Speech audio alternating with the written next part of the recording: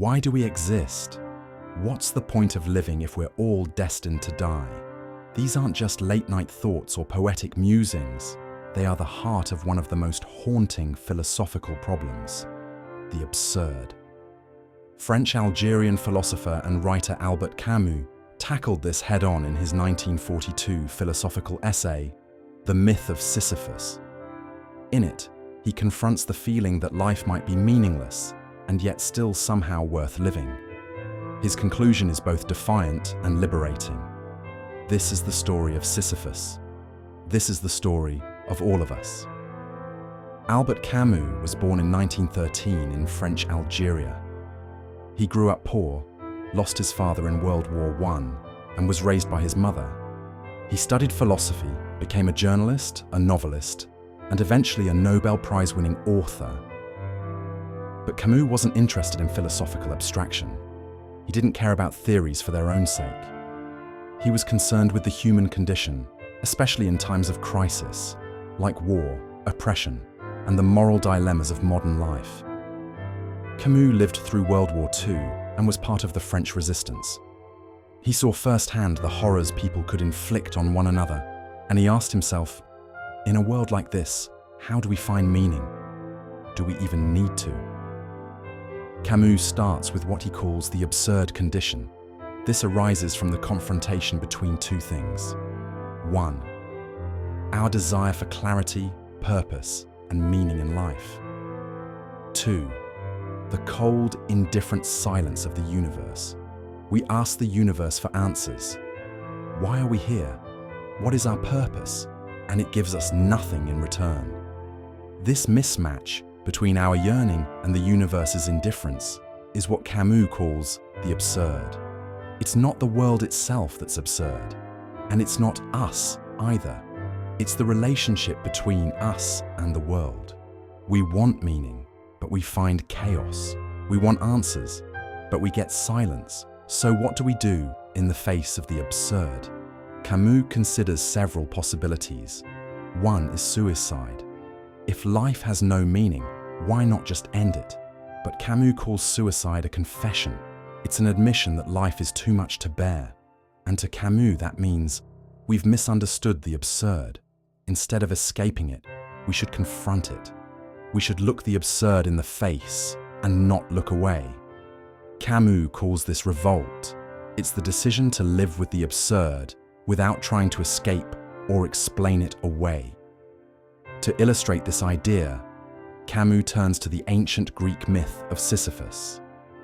Sisyphus was condemned by the gods to roll a massive boulder up a hill, only to watch it roll back down again and again for all eternity. It's a perfect image of futility, pointlessness, repetition. But Camus sees something profound in this myth. He imagines Sisyphus at the moment he walks back down the hill to retrieve the boulder. That moment, Camus says, is crucial, because in that moment, Sisyphus is fully conscious of his condition. He knows the task is meaningless, and yet he does it anyway. In that awareness and defiance, Camus finds freedom. One must imagine Sisyphus happy, he writes. Camus believes that once we accept the absurd, we are truly free.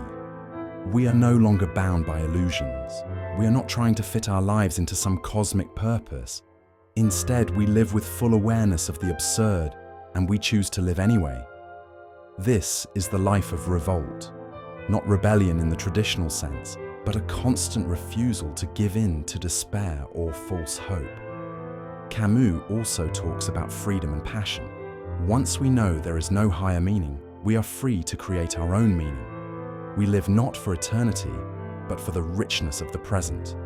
We throw ourselves passionately into life, not because it's justified, but because we choose it. Camus is not a nihilist. He doesn't believe that nothing matters. In fact, he's deeply opposed to nihilism. He doesn't want us to give up on life. He wants us to live more fully, precisely because life is all we have. He also rejects religious hope, not because he hates religion, but because he thinks turning to divine meaning is a way of escaping the absurd. Camus wants us to stay with the absurd, to face it, to live in it. You don't have to be a mythical figure to live like Sisyphus. Every day, millions of people wake up, go to work, take care of families, face setbacks, keep going, even when it feels pointless. Camus would say, "This is where true meaning is born." If we can embrace the absurd, stop demanding answers, and still live fully, then we are living authentically. Camus also saw art and creativity as powerful responses to the absurd. The artist creates without appeal to higher justification. The writer writes knowing that their work may be forgotten. The musician plays, not because the music will save the world, but because it expresses something deeply human. In this way, the artist becomes another form of the absurd hero. They know their work won't last forever, but they do it anyway. In a world full of anxiety, uncertainty, and chaos, Camus may be more relevant than ever. We live in a time of information overload, existential dread, and ecological collapse. We're more connected than ever, and yet feel more isolated. Camus doesn't offer false hope. He doesn't pretend to have all the answers. Instead, he offers something deeper, the courage to live without them. Camus leaves us with an image that's both tragic and beautiful.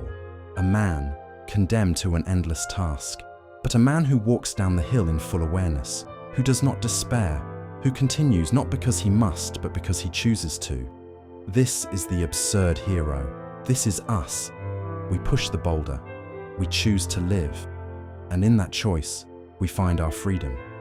The struggle itself toward the heights is enough to fill a man's heart.